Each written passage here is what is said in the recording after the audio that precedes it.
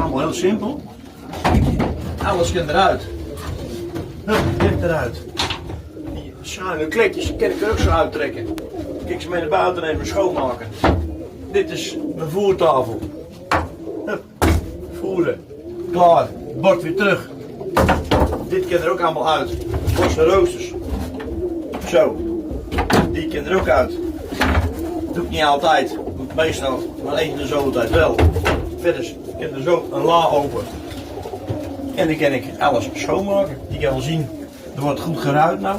Dit is het hok van degene die nou in de lucht zitten.